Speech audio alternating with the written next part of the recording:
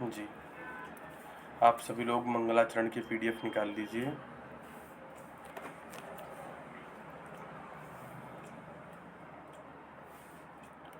अस्मद्गुरुभ्यो नमः।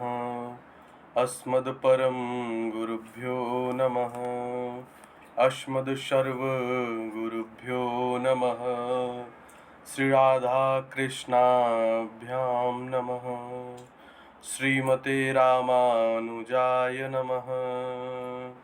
लंबोदरं परम सुंदरमेकदंतं पीतांबरं त्रिनयनं परम पवित्रम् उदयदिवाकरनिभोज्ज्वल कांतिकांतं विघ्नेश्वरं सकल विघ्नहरं नमामि। शरीरं स्वरूपं ततो वा कलत्रं यशश्चारुचित्रं धनं मेरुतुल्यं मनश्चैनलग्नं श्रीगुरुरं विपद्मे ततः किं ततः किं ततः किं ततः किं नारायणं नमस्कृत्यं नरं चैव नरोत्तमं देवीं सरस्वतीं व्यासं ततो जयमुदीरयेत्। जयतु देवो देवकी नन्दनोऽयं जयतु कृष्णो वृष्णिवंश प्रदीपः। जयतु मेघश्यामल कोमलांग जयतु पृथ्वी वारणासो मुकुंद। कृष्ण त्वदीय पद पंकज पंजरान्ते अद्वैव मे विशतु मानसराज हंस। प्राण प्रयाण समय कफवात पित्तै कंठावरोधन विधौ स्मरणं कुतस्थे। वरहापीडं नटवरवपु कर्णयो कर्णिकारं बिभ्रदवास कनककपिशं वैजयन्तीं च मालां। रन्धानवेरुणधर्षुधया पूरयन् गोपवृन्दै बृन्दारण्यं स्वपदरमणं प्राविशद्गीतकीर्ति। करारविन्देन पदारविन्दं मुखारविन्दे विनिवेशयन्तं वटस्य पत्रस्य पुटे शयानं बालं मुकुन्दं मनसा स्मरामि। रामाय रामभद्राय रामचन्द्राय वेधसे रघुनाथाय नाथाय सीताय पतये नमः। अञ्जनानन्दनं वीरं जानकीशोकनाशनं कपीशमक्षहन्तारं वन्दे लङ्काभयङ्करम्। मूकं करोति वाचालं पङ्गुं लङ्घते गिरिं यत्कृपातमहं वन्दे परमानन्दमाधवम्। भक्ति भगवंत गुरु चतुरनाम बपु एक इनके पद बंदन किए नाशत विधन अनेक। इनके पद बंदन किए नाशत विधन अनेक। संपूर्ण संसार के उत्पत्ति करता सब संसार के संचालक पालक हारक भगवान श्री हरि और श्री राधा रानी के चरणों में हम सभी बारंबार प्रणाम करते हैं और आज की कथा की तरफ प्रवेश करते हैं। आप लोगों की द्वितीय दिवस की कथा चल रही है जिसमें आप लोगों ने अश्वत्थामा को जो दंड दिया गया वहां तक की कथा आप लोगों ने पूर्ण कर ली थी। परीक्षित की रक्षा करने के बाद भगवान द्वारिका की तरफ जाने लग गए थे। तब कुंती मैया आ जाती हैं और कुंती मैया भगवान को रोकती हैं और उनकी सुंदर स्तुति गाती हैं। आज मांडवी यहाँ तक समझ में आ गया था आपको?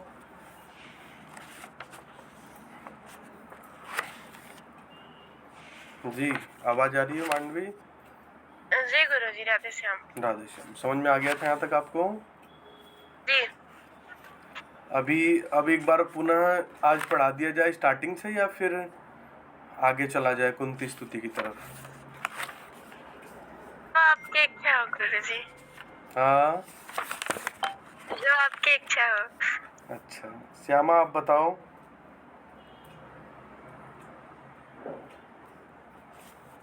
जी गुरुजी। एक बार पुनः प्रारंभ से पढ़ा दें या फिर आगे चलें? आपकी इच्छा गुरुजी। चलो फिर एक बार प्रारंभ से देखते हैं दूसरी दिवस की कथा। Page number 32।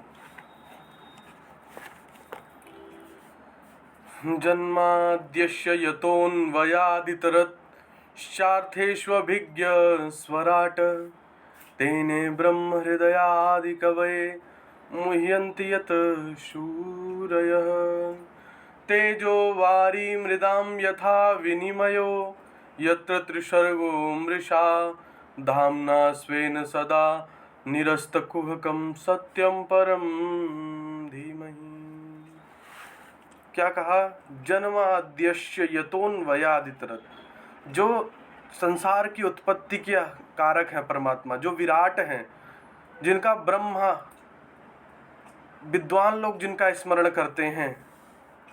तेजो वारी मृदाम यथा विनिमयो, जो माया में रहते हुए भी माया से अलग हैं। जैसे मैंने आप लोगों को बताया था, क्या बताया था मैंने आपको कि नदी में अगर एक घड़ा रखा हो, या नदी में ही आप देखो तो आपको दूसरा सूर्य दिखाई देता है, कभी कभी उसकी जो प्रतिबिंब बनता है। या आप लोटे में पानी लेकर के लोटे में देखो, आपको सूर्य दिखाई देता है, तो क्या लोटे में सूर्य आ गया?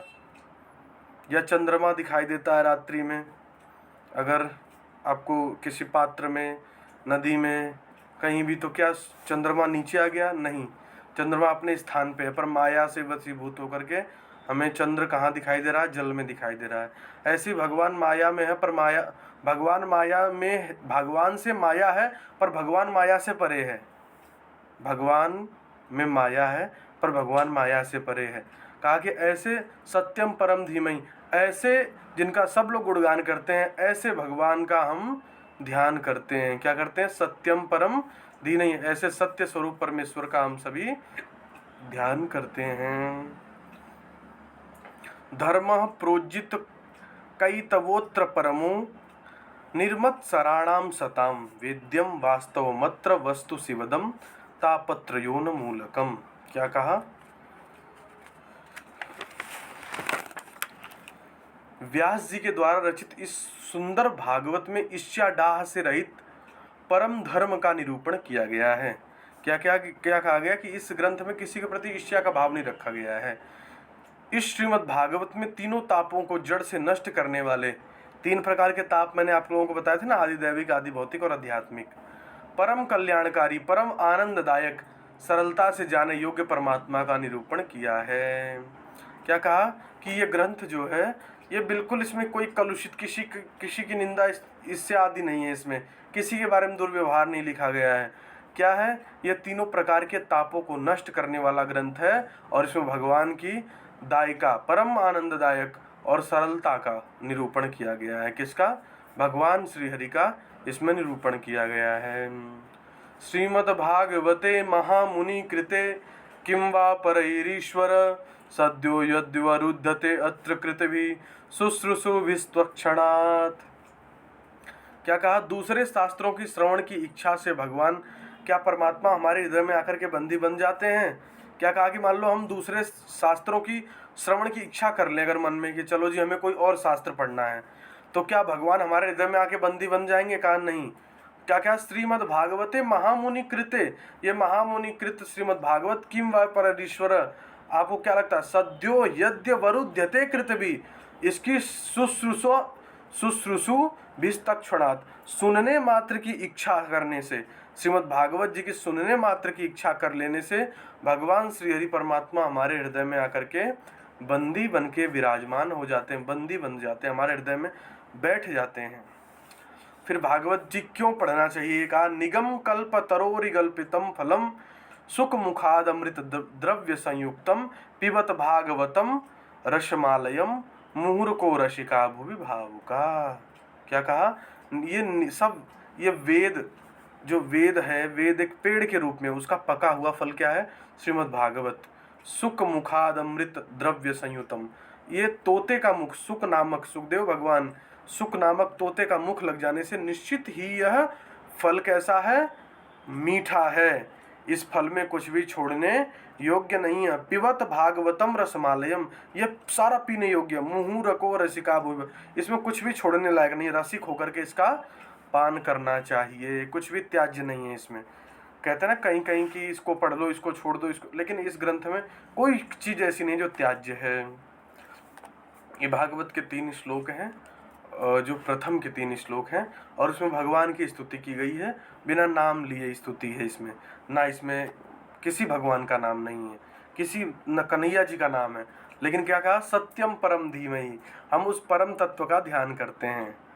ठीक है, किसका, जन्माद्य से, जो जन्म आदि का, जन्म उत्पत्ति का कारण है, विराट स्वरूप है जिसका, जो संकल्प मात्र से ब्रह्मा जी को वेदों का ज्ञान करा दिया था, जिसके ऊपर बड़े बड़े विद्वान लोग मूर्छित हो जाते हैं, ऐसे भगवान श्री हरि को का हम लोग परम सत्यम परम धीमहि, ऐसे भगवान का हम सभी ध्यान करते हैं, ऐसे परमेश्वर का हम सभी ध्यान करते हैं। किसी का नाम नहीं लिया, बस क्या कहा, परमेश्वर का हम सभी ध्यान करते हैं। आगे कथा आरंभ की तरफ चलते हैं। तो क्या होता है, नैमिषे निमिष क्षेत्रे ऋषय शौनकादय। अब थोड़ा सा डिटेल में मैं इसलिए नहीं बोल रहा हूँ कि अगर डिटेल में बोलेंगे तो एक एक श्लोकों में पूरी क्लास खत्म हो जाएगी आप लोगों की। जब आप लोग भागवत बोलेंगे तो थोड़ा डिटेल में बोलना पड़ेगा आप लोगों को, जैसे मैं अभी आप लोगों को बोल के सुनाता हूँ थोड़ा सा, फिर बाकी हम अपने लय में आ जाएंगे। नैमिषे निमिष क्षेत्रे ऋषयः शौनकादय श्रत्रं स्वर्गाय लोकाय सहस्त्रशम् आसत। क्या कहा, नैमिषे निमिष क्षेत्रे, नैमिषारण्य की भूमि, नैमिषारण्य क्षेत्र में ऋषयः शौनकादय, शौनकादि ऋषि अपने गुरुदेव के पास बैठे हुए हैं और लोक मंगल के लिए प्रश्न पूछते हैं। ऐसा होता है कि देखो, शौनक आदि ऋषि भी परम ज्ञानी थे, परंतु लोक मंगल के लिए सत्संग बार बार श्रवण करने की इच्छा मन में होनी चाहिए। इसलिए ये लोग कई बार भागवत सुन चुके थे, पर फिर भी भागवत सुनने की इच्छा थी। कई लोगों ने तो, कई विद्वान रसिकों ने तो ये भी कहा कि भागवत को जितनी बार पढ़ो, जितनी बार श्रवण करो, उतना कुछ न कुछ इस ग्रंथ में नवीन ही प्राप्त होता है, नया ही मिलता है। तो ये जो शौनक आदि लोग थे, ये भागवत के निपुण श्रोता थे। इन्होंने कई कई बार भागवत जी का श्रवण किया, परंतु फिर भी इस लोक मंगल के लिए, लोक कल्याण के लिए वो प्रश्न पूछते हैं अपने गुरुदेव भगवान से। तो पहले क्या होता था, बड़ी शिष्टाचार का परिचय देना होता था।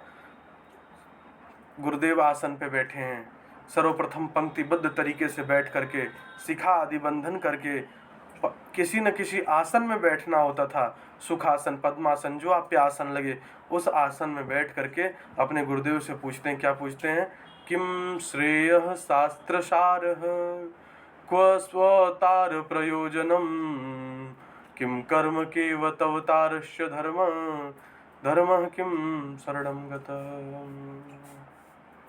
क्या कहा, किम श्रेयः, श्रेयः कहते हैं जानने योग्य, महान, श्रेष्ठ।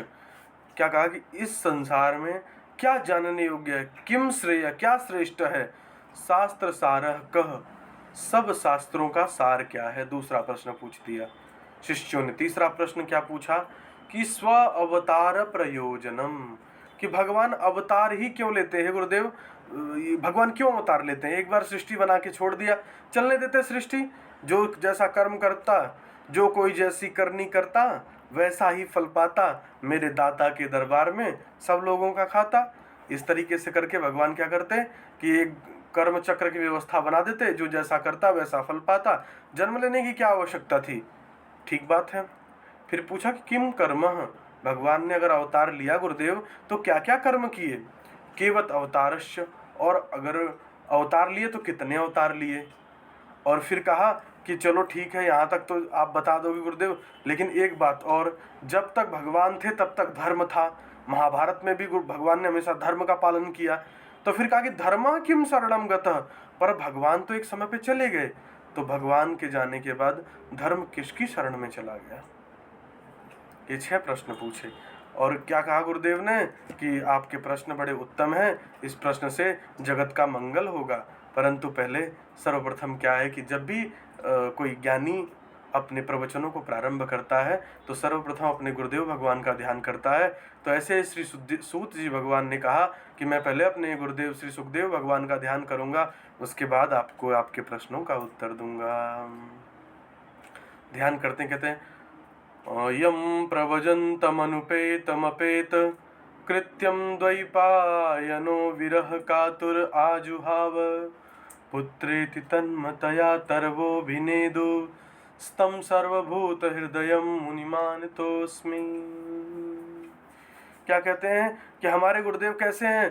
पैदा होते ही यम प्रव्रजन्तम अनुपेतम अपेत कृत्यम द्वैपायनो विरह कातुर आजुहाव, अब पैदा होते ही यज्ञोपवीत संस्कार से रहित, कर्म कांड बिना किए, बिना कर्म कांड आदि से रहित क्या करते हैं? घर से निकल जाते हैं। कहाँ निकल जाते हैं? तपस्या के लिए, ज्ञान के मार्ग पे, भगवान की प्राप्ति के लिए, उस अविनाशी परमात्मा की तलाश में निकल जाते हैं। और आगे आगे श्री सुखदेव भगवान जा रहे हैं, गुरुदेव भगवान जा रहे हैं, और पीछे पीछे कौन जा रहा है? पीछे पीछे उनके पिता वेद व्यास जी भागे जा रहे हैं। पुत्र आगे आगे, पिता पीछे पीछे। पिताजी कहते हैं हे पुत्र रुक जा, हे पुत्र रुक जा, पर तन्मय हुए श्री सुखदेव भगवान रुकते नहीं हैं, चलते ही जाते हैं, चलते ही जाते हैं। वृक्ष तन्मय होकर के कहते हैं कि परम ज्ञानी परम विरक्त हैं, ये रुकने वाले नहीं है। जो वृक्ष आदि हैं वो भी तन्मय हो जाते हैं। और आगे देखते हैं कि कुछ गोपियां स्नान कर रही होती हैं, तो जैसे ही वो श्री सुखदेव भगवान को देखती हैं, वो बिल्कुल भी निर्वस्त्र होकर स्नान कर रही होती हैं, अपने तालाब से बिल्कुल इधर उधर नहीं होती हैं। परंतु जैसे वेद व्यास जी की आवाज़ सुनती हैं, वो बिल्कुल भागती हैं और अपने वस्त्रों को अपने सामने लगा करके छिपने लग जाती हैं। वेद व्यास जी को बहुत आश्चर्य होता है। वेद व्यास जी आते समय पूछते हैं कि हे गोपियों, यहीं से मेरा पुत्र भी निकला, परंतु उसको देख करके आपने कोई वस्त्र आदि नहीं धारण किए, परंतु जैसे ही मेरी आवाज़ सुनी आप लोग छटपटाने लगी, भागने लगी, और आप लोगों ने वस्त्र धारण कर लिए। गोपियाँ बड़ा सुंदर उत्तर देती हैं। क्या कहती हैं? क्या कहती हैं कि जो सुखदेव जा रहा है वो आसक्ति रहित है, उसके अंदर संसार की कोई वासना नहीं है। वो संसार की वासना अगर चाहता तो वह सब कुछ त्याग करके क्यों जाता? उसके अंदर मुझे कोई वासना, वो तन्मय दिखाई दे रहा था, तन्मय होकर के बढ़ता चला जा रहा था, इसलिए हमने उसको देख करके कोई लज्जा करने का प्रयास नहीं किया। परंतु जब आप अपने पुत्र मुंह में इतने अंधे हो, आपकी संसार के प्रति इतनी कामनाएं बंधी हुई है, तो क्या लगता है कि जिसकी संसार के प्रति पुत्र पुत्रियों में कामनाएं हैं, मन है, क्या उसका पराई स्त्री में मन नहीं होगा? ऐसा उत्तर देते हैं। और सच में अपने मन को वासना से सहित जान करके वेद व्यास जी अपने आश्रम को लौट जाते हैं। इसके बाद मैंने आप लोगों को सुनाया था कि श्री सुखदेव भगवान का जन्म कैसे हुआ। ये कथा आप सभी को स्मरण है? देखो मांडवी, आप खोलो स्पीकर। जी गुरुजी। हाँ जी, इसी प्रकार जैसे मैंने अभी थोड़ा सा प्रवचन किया ना, जी जी, इसी तरीके से बोला जाता है। बातें वही कहनी होती है जो मैंने आप लोगों को पढ़ाया है, पर उसे थोड़ा सा विस्तार में कहना होता है। समझे ना श्यामा, समझ रहे हो? जी गुरुजी। हाँ, क्यों ऐसा क्यों है? क्योंकि लंबे समय तक बोलना होता है ना, 3 घंटा बोलना होता है। तो 3 घंटा बोलने के लिए आपको विषयों को, और ये भी है कि अधिक बोलने से विषय स्पष्ट भी हो जाते हैं ना, ठीक तरीके से बोलने से विषय स्पष्ट हो जाते हैं। ठीक है, अब श्री सुखदेव भगवान की कथा दोबारा सुनाएं या आप लोगों को स्मरण है सबको? स्मरण है गुरुजी। हाँ श्यामा, आप बताओ। गुरुजी इतनी नहीं है। चलो एक बार दोबारा सुन लो, शॉर्ट में सुना देता हूँ, बाकी आप उसे विस्तार कर लेना। ठीक है। श्री सुखदेव भगवान की जन्म की कथा आती है, तो वो कहते हैं कि एक बार की बात है, भगवान श्री हरि और माता श्री राधा रानी इस धरती लोक पर आने का विचार बनाते हैं। भगवान कहते हैं कि मैं अब जा रहा हूँ पृथ्वी पे, कुछ समय पृथ्वी पर रहूँगा, कुछ समय। मैया ने कहा कि मैं भी यहाँ नहीं रहूँगी, मैं भी चलूँगी। श्री सुखदेव भगवान तोते के रूप में थे, ये राधा रानी के सुख थे, तोते थे। तो श्री सुखदेव भगवान ने कहा कि मैया मैं भी यहाँ नहीं रहूँगा, मैं भी चलूँगा। तो मैया ने कहा तुम वहाँ क्या करोगे, तुम यहीं गोलोक में रहो, तुम यहीं ठीक हो। श्री सुखदेव भगवान कहते नहीं मैया, मैं वहाँ भी आप और भगवान के नामों का गुणगान गाऊंगा, मुझे भी चलना है। मैया ने कहा ठीक है, आप भी आ जाना, आपकी व्यवस्था बना दी गई है। ऐसा कहकर के मैया और भगवान धरती लोक पर आ जाते हैं। अब श्री सुखदेव भगवान कैसे आएंगे? यहाँ कैसे आएंगे? अब आप सुनिए।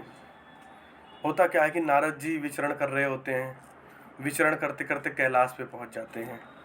भोले बाबा कहीं घूमने के लिए गए होते हैं, मैया मिलती हैं पार्वती मैया, पार्वती मैया से राम राम हो जाती है। राम राम होने के बाद कहते हैं मैया, मैया कहती है नारद जी कैसे दुखी दिखाई दे रहे हो, बहुत दिन बाद आए हो।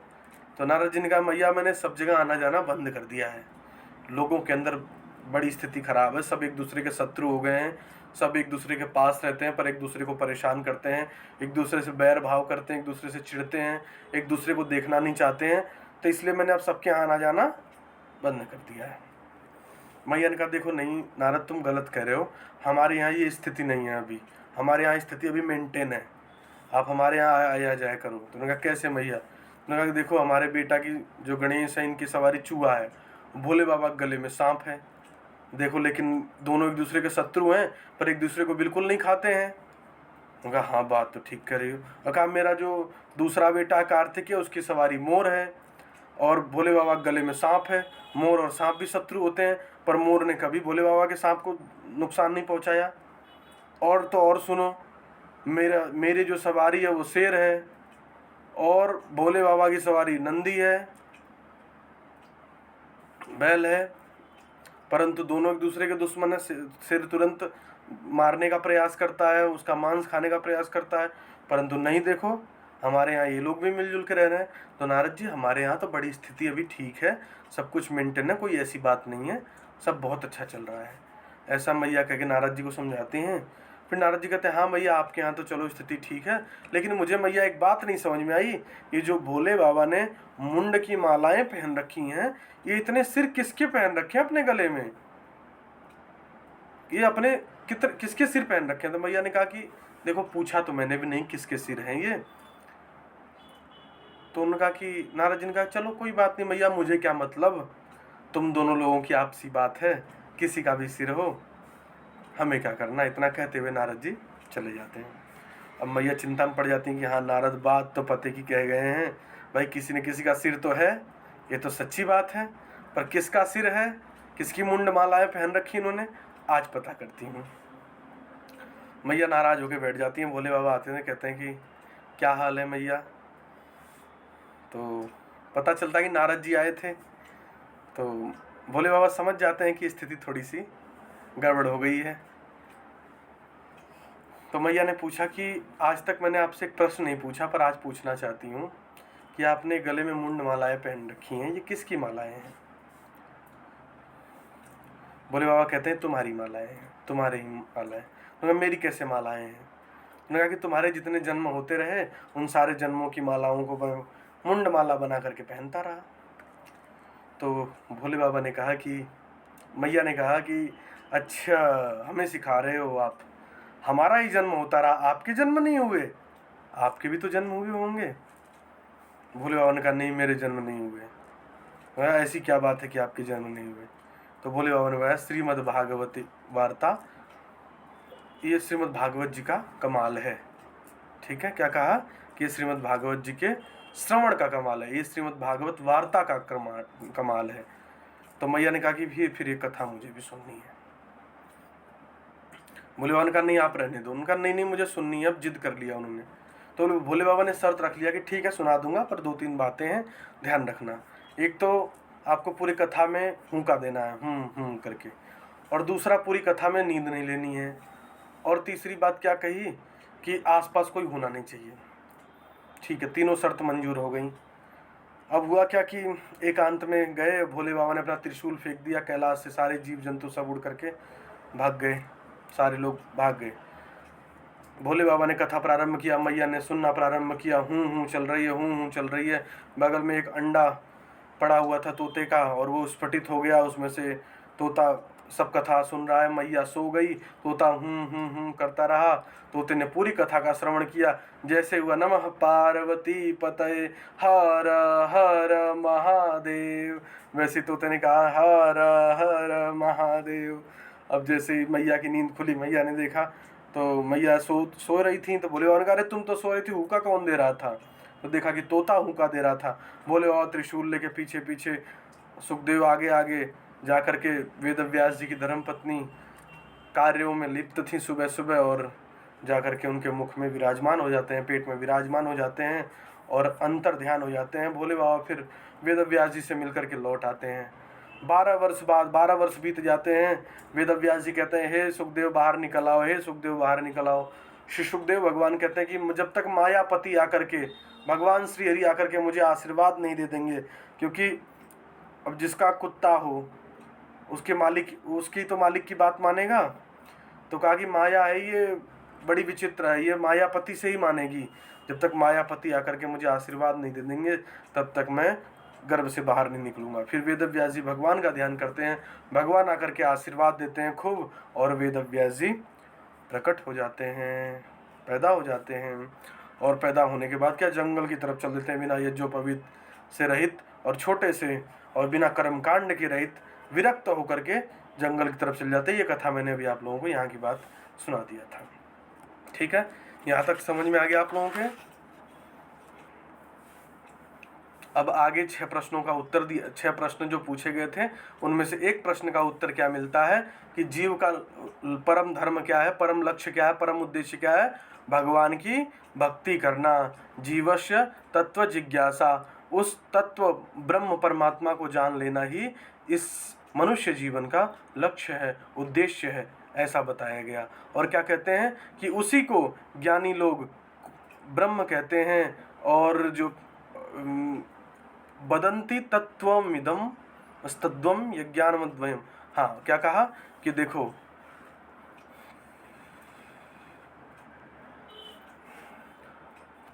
उसी भगवान को जिसकी हम सभी भक्ति करते हैं, ज्ञानी उसी को ब्रह्म कहते हैं, योगी उसी को परमात्मा कहते हैं, और भक्त उन्हीं को भगवान कहते हैं। ठीक है, तो तीनों नाम उसी परमात्मा के हैं। क्या कहा? तीनों नाम उसी परमात्मा के हैं। और जब क्या होता है, जब हमारे अंदर उस पर ब्रह्म परमात्मा को जानने की इच्छा प्राप्त हो जाती है, जब हम जान लेते हैं तो हमारे हृदय की ग्रंथियां स्फुटित हो जाती हैं, हम अहंकार शून्य हो जाते हैं और भगवान के चरणों में हमारा स्थान हो जाता है। ठीक है, फिर उसके बाद प्रथम प्रश्न का उत्तर उन्हें मिल जाता है। फिर उसके बाद शौनक जी पूछ लेते हैं कि गुरुदेव भगवान ये बताइए कि भागवत की उत्पत्ति कब, कहाँ और कैसे हुई। फिर सूत जी बताते हैं कि द्वापर युग के अंत में पराशर ऋषि और वसु कन्या सत्यवती के गर्भ से साक्षात भगवान के ही कला अवतार श्री कृष्ण द्वैपायन वेद व्यास जी का प्राकट्य हुआ। कौन? वेद व्यास जी का प्राकट्य हुआ। कलयुग के कलुषित प्राणियों का कल्याण करने के लिए व्यास जी ने एक वेद के 4 भाग किए, पंचम वेद महाभारत की रचना की, एक एक करके 17 पुराण लिख दिए। फिर भी शांति नहीं मिली। उसी समय नारद जी आ जाते हैं। व्यास जी सुर पूजित नारद जी का विधिवत पूजन करते हैं, और नारद जी पूछते हैं कि हे व्यास जी, आप व्याकुल दिखाई दे रहे हो, आप उदास दिखाई दे रहे हो, इसका कारण क्या है? क्या आपके जानने की, समझने की, लिखने करने की इच्छा पूरी हो गई? तो कहते हैं कि पता नहीं क्यों इतना कुछ लिखने के बाद भी अंदर से आनंद नहीं आ रहा है। फिर नारद जी कहते हैं, लगता है कि आपने भगवान के निर्मल यश का गुणगान नहीं किया। जो व्यक्ति भगवान का गुणगान नहीं करता वो चाहे हजारों ग्रंथ लिख ले, परंतु उसके जीवन में कभी आनंद नहीं हो सकता। क्या नहीं हो सकता? आनंद नहीं हो सकता। आगे श्लोक में क्या कहा? न यद्वश चित्रपदम हरिर्यशो जगत पवित्रम प्रगृहित करहिचित तद्वा यशम तीर्थमुशंति मानसा न यत्र हंसा निरम्यु शिक्षया। क्या कहा? अलंकार आदि से युक्तो पदों वाली जो वाणी जगत को पावन करने वाली भगवान श्री कृष्ण की कीर्ति का कभी भी यदि गान नहीं करती है तो वो कैसी है? जूठन के समान है, जहाँ घुर के समान है। वो घुर के समान, जहाँ केवल जूठन डाला जाता है, वहाँ केवल कौवे मंडराते हैं, वहाँ हंस कभी नहीं जाते। ऐसे कहा कि कितने भी अलंकार से, कितनी भी सुंदर वाणी कही जा रही हो, अगर भगवान कृष्ण के, भगवान श्री हरि के गुणगान का वर्णन नहीं है तो वो वाणी जूठन, घुर के समान है। कैसी है? घुर के समान, व्यर्थ है वो वाणी। आगे देखो, छोटी सी चौपाई है। सोहन राम प्रेम बिनु ज्ञानु, करण धार बिनु जिमि जल जानू। क्या कहा? सोहन राम प्रेम बिनु ज्ञानू। बहुत ज्ञान की बात चल रही हो, बहुत खूब गहरी ज्ञान की बात चल रही हो, लेकिन अगर भगवान श्री राम का नाम नहीं है उसमें, भगवान श्री हरि का नाम नहीं है उसमें, तो ज्ञान सुशोभित नहीं हो सकता है, वो व्यर्थ है। कर धार बिनु जिम जल जानू। जैसे जल में नाविक के बिना नौका बेकार होती है, नाविक शून्य होती है, उसका कोई मूल्य नहीं होता, ऐसे ही कितने भी ज्ञान की बात चल रही हो, यदि भगवान का नाम नहीं है तो ज्ञान व्यर्थ है। न शोभते ज्ञानमलम निरंजनम। क्या कहा कि कितना भी पवित्र ज्ञान हो, यदि भगवान का नाम नहीं है तो मल के समान है। क्या कहा? मल के समान है। नारद जी बता रहे हैं ये बात। फिर नारद जी क्या कहते हैं कि सुनो, इतना ही नहीं, मैं पिछले जन्म में मेरी स्थिति तो बहुत बुरी थी, मैं तो दासी पुत्र था। कौन था? दासी पुत्र। चातुर्मास करने आए ब्राह्मणों के यहाँ मैं रहता था, मैं उनकी सेवा में लगा दिया गया था, मैं उनके भोजन पानी की सारी व्यवस्था करता था, उन्हीं के पास रह करके मैंने कीर्तन आदि सब सीखना प्रारंभ किया। उनकी सेवा में रह करके मेरी बुद्धि बदल गई, और एक समय बाद क्या हुआ कि गोदोहन बेला, वो संत आदि चले गए मुझे आशीर्वाद दे करके। गोदोहन के बेला में मेरी मैया गौ माता का दूध निकाल करके आ रही थी, और सांप ने उसको डस लिया, और मेरी मैया भी भगवान के धाम को चली गई, और मैं भी उत्तर दिशा की ओर, जिस तरफ वो सारे ऋषि गए थे चतुर्मास पूर्ण करके, मैं भी उधर ही निकल गया। और कुछ समय बाद मैं साधना करता रहा, तपस्या करता रहा, और क्या हुआ कि महाप्रलय आई, और प्रलय के बाद क्या हुआ कि मैं जो कि क्या बन के उत्पन्न हुआ, फिर मैं दासी पुत्र, ब्रह्म का पुत्र, ब्रह्मा जी का पुत्र बन करके उत्पन्न हुआ हूँ। क्या हुआ हूँ? दासी पुत्र से ब्रह्मा पुत्र बन के उत्पन्न हुआ हूँ। ऐसा नारद जी कहते हैं। फिर तब से मैं भगवान के गुणगान, भगवान के कीर्तनों में लगा हुआ हूँ। इतना सुनते हैं वेद व्यास जी, और कहते हैं कि ठीक है, मैं समझ गया बात की कमी कहाँ है। और इतना सुन करके उठ करके जाते हैं सरस्वती नदी के तट पर जा करके, और बैठ जाते हैं सम्यप्रास नामक आश्रम में जा करके, और भगवान श्री हरि का ध्यान करते हैं। ध्यान जैसे ही करते हैं वैसे ही भागवत जी का धारा प्रभाव वाचन शुरू कर देते हैं, और श्री गणेश जी लिखते जाते हैं। इस प्रकार देखते ही देखते श्रीमद् भागवत जी का ग्रंथ तैयार हो जाता है। और फिर क्या करते हैं? अपने पुत्र को सुना देते हैं, अपने पुत्र को सुना देते हैं। उनके पुत्र कौन थे? श्री सुखदेव भगवान। श्री सुखदेव भगवान को सुनाते हैं, और उस ग्रंथ को लेकर के भगवान श्री हरि के पास मुहर लगवाने जाते हैं। भगवान कहते हैं वाह भाई वाह, वेद व्यास जी बड़ा अद्भुत ग्रंथ लिखा आपने। बगल में मैया बैठी थी, मैया ने नाम पढ़ा भागवत। तो मैया ने कहा, वेद व्यास जी ने कहा लो मैया आप भी देखो, आप भी आशीर्वाद दो। मैया ने कहा कि नहीं नहीं नहीं, इसमें मेरा नाम ही नहीं, मैं क्यों आशीर्वाद दूं? इसमें तो लिखा भागवत, भगवतः प्रोक्तम इति भागवतम, जो भगवान ने कहा है वो भागवत है, तो भगवान ही आशीर्वाद देंगे, हमारा कोई लेन देन नहीं है। मैया नाराज हो गई। तो वेद व्यास जी ने ग्रंथ लिया और आगे लिख दिया श्रीमत। क्या लिख दिया? श्री कहते हैं लक्ष्मी को, श्रीमत भागवत महापुराण। जब मैया ने देखा तो मैया ने भी खूब भर भर के आशीर्वाद दिया, और मैया ने अपने और भगवान ने अपने अपने अपने कृपा को उस भागवत जी में डाल दिया, जिसका श्रवण आज आप सभी लोग करते हैं। और वेद व्यास जी ने सर्वप्रथम भागवत किसको सुनाई? उस अपने बेटे को, श्री सुखदेव को। और श्री सुखदेव जी ने परीक्षित को सुनाई। किसको सुनाई? परीक्षित को। तो फिर शौनक ने पूछ दिया कि परीक्षित को क्यों सुनाई, किसी और को क्यों नहीं सुनाया? तो कहते हैं कि महाभारत की बात है, थोड़ा सा उधर चलते हैं, फिर समझ में आएगा परीक्षित कौन थे और परीक्षित को ही कथा क्यों सुनाई। ठीक है। हुआ क्या कि महाभारत का युद्ध समाप्त हो गया। बड़े बड़े रथी महारथी सब मारे गए, कौरव के 99 भाई मारे गए, केवल एक दुर्योधन बचा, रण में लेटा हुआ है। उसका मित्र अश्वस्थामा जो कि द्रोणाचार्य का पुत्र था, सांत्वना देने के लिए पहुंचता है और कहता है, हे मित्र तुम क्यों दुखी हो, क्यों परेशान हो, क्या चिंता सताए जा रही है तुम्हें? तो कहता है कि चिंता ये सताए जा रही है मित्र कि हम 100 भाई थे और हम में से अब एक भी नहीं बचा, और वो 5 पांडव थे और पांचों के पांचों आज सेफ बचे हुए हैं। पांचों के पांचों पांडव बचे हुए हैं। हम में से कोई भी भाई नहीं बचा, केवल इकलौता मैं हूं, और मैं भी इस वीर गति को ही प्राप्त होने वाला हूं। अश्वस्थामा ने कहा कि मित्र अगर तुम्हारी ये इच्छा है तो मैं आज 5 पांडवों का सिर ला करके तुम्हारे कदमों में रख दूंगा। अश्वस्थामा इतना कहते हुए निकल जाता है पांडवों के शिविर की ओर, जहाँ पांडव रहते थे। और उस रात्रि भगवान 5 पांडवों को लेकर के भ्रमण के लिए निकल जाते हैं। और 5 पांडवों के स्थान पर कौन सो रहा होता है? 5 पांडवों के 5 पुत्र सो रहे होते हैं। अश्वत्थामा पहचानने में भूल कर देता है और पांचों पांडवों के पुत्रों का सिर ले जा करके दुर्योधन के पास रख देता है। जैसे दुर्योधन देखता कहता है, हे मूर्ख, हे धूर्त, हे नालायक, तूने पापी ये क्या कर दिया? अब तो तूने मेरे कुल में कोई दीपक जलाने वाला भी नहीं छोड़ा।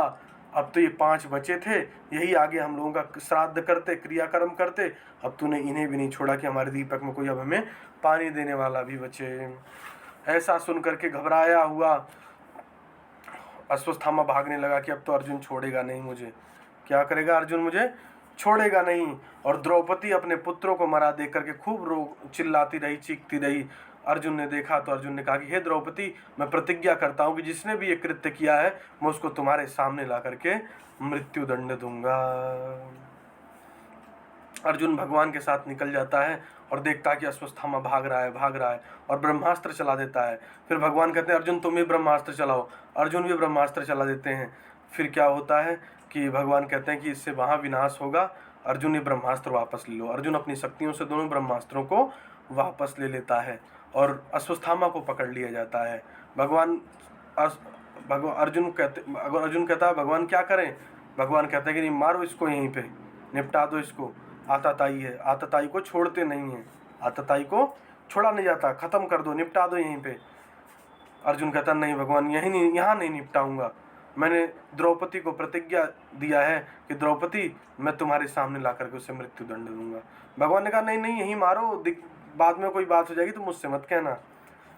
तो अर्जुन ने कहा नहीं प्रभु, द्रौपदी के सामने ले चलते हैं।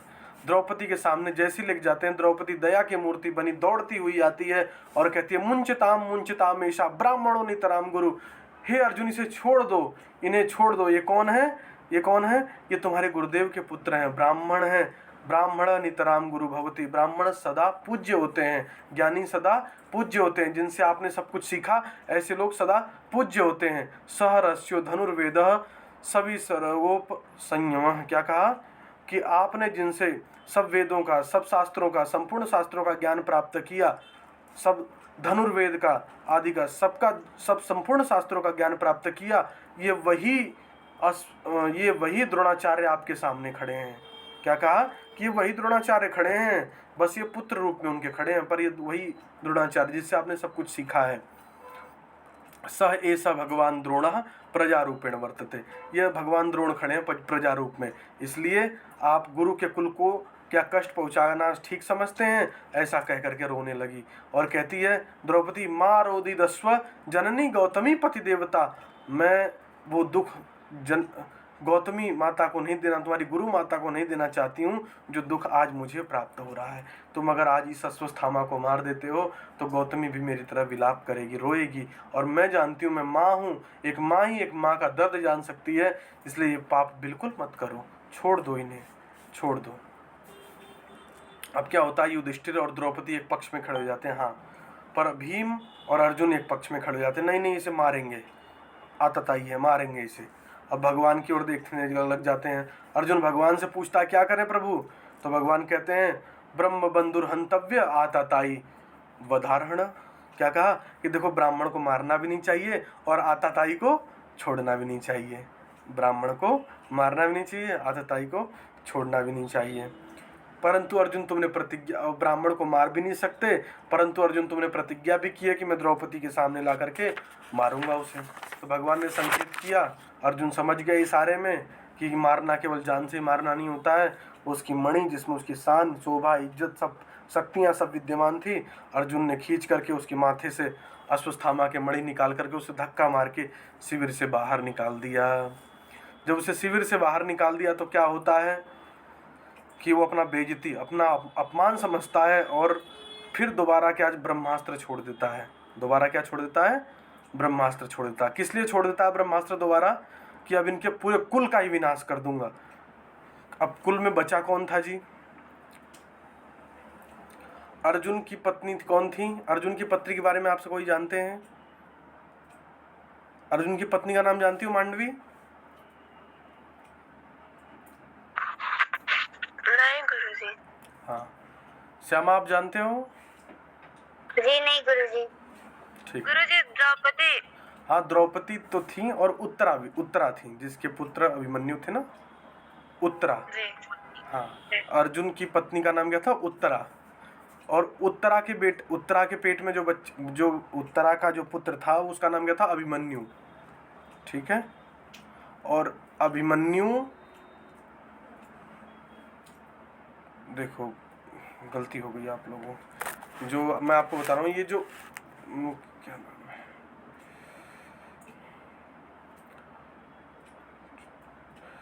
भगवान कृष्ण की बहन का नाम देखो, स्मरण नहीं आ रहा इस समय जी। चलो मैं भी आप लोगों को बताता हूँ। उत्तरा कौन थी? ये अभिमन्यु की पत्नी थी। कौन थी? अभिमन्यु की पत्नी थी, सुभद्रा। देखो ध्यान आ गया, सुभद्रा। अर्जुन की पत्नी का नाम क्या था? सुभद्रा। ठीक है, अर्जुन की पत्नी का नाम था सुभद्रा और अभिमन्यु की पत्नी का नाम था उत्तरा। अब समझ में आ गया आप लोगों को? जी गुरुजी। हाँ जी गुरुजी। हाँ, अर्जुन की पत्नी का नाम सुभद्रा, जो कि भगवान कृष्ण की बहन थी, और उत्तरा कौन थी? ये अभिमन्यु की पत्नी थी। ठीक है, क्लियर हो गया? आगे चले? जी गुरुजी। ठीक है। अब क्या होता है कि अभी सोचता है कि अब मैं इनके पूरे कुल का विनाश कर दूंगा। अब कौन बचा है कि अभिमन्यु तो मारा गया युद्ध में, पर अभिमन्यु की जो पत्नी है उत्तरा, उसके गर्भ में अभी भी एक पुत्र है, और उस पुत्र का नाम क्या था? परीक्षित। उस गर्भ में पुत्र है, वही आगे कुल वंश को चलाएगा। उसी के ऊपर ब्रह्मास्त्र छोड़ देता हूँ। तो ब्रह्मास्त्र छोड़ देता अश्वत्थामा, और उत्तरा फिर भागी भागी भगवान के पास आती, कहती है, पाही पाही महायोगिन देव देव जगतपते, नान्यम त्वदभयम पश्ये यत्र मृत्यु परस्परम। क्या कहा? पाही पाही, रक्षा करिए महायोगिन, हे महायोगी भगवान कृष्ण, देवों के देव, जगत के उत्पत्ति करता, मेरी रक्षा करिए। नान्यम त्वद भयम, देखिए मृत्यु मेरे निकट आ रही है। क्या कर रही है?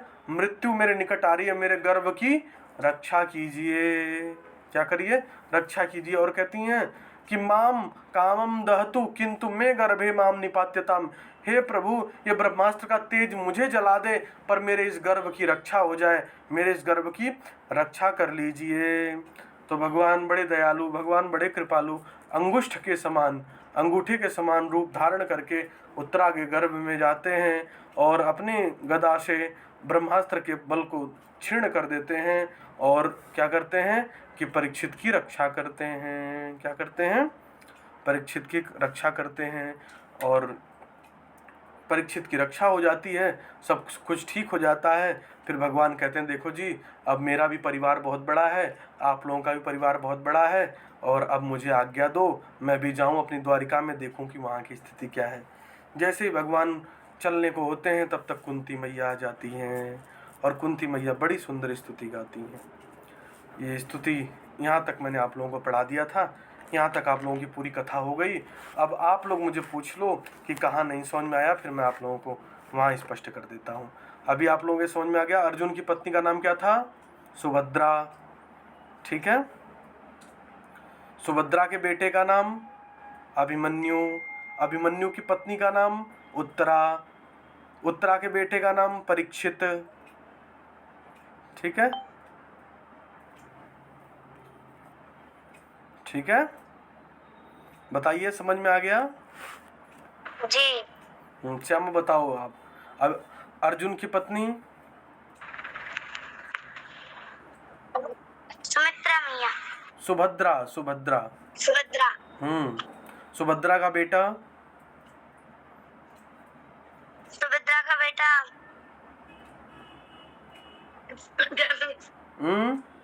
अभिमन्यु। Very good, Abhimanyu. अभिमन्यु की पत्नी उत्तरा। Very good. और उत्तरा का बेटा? परीक्षित। बहुत अच्छा श्यामा, आप तो पढ़ने लग गए। वाह भाई वाह, कमाल कर दिया। ठीक है, तो इस तरीके से करके फिर जो कि परीक्षित की रक्षा की भगवान ने, और फिर जाने लगे तो कुंती भगवान की स्तुति गाने लगी। ये मैं आप लोगों को कल पढ़ाऊंगा। यहाँ तक अभी आप लोगों को तैयार करना है।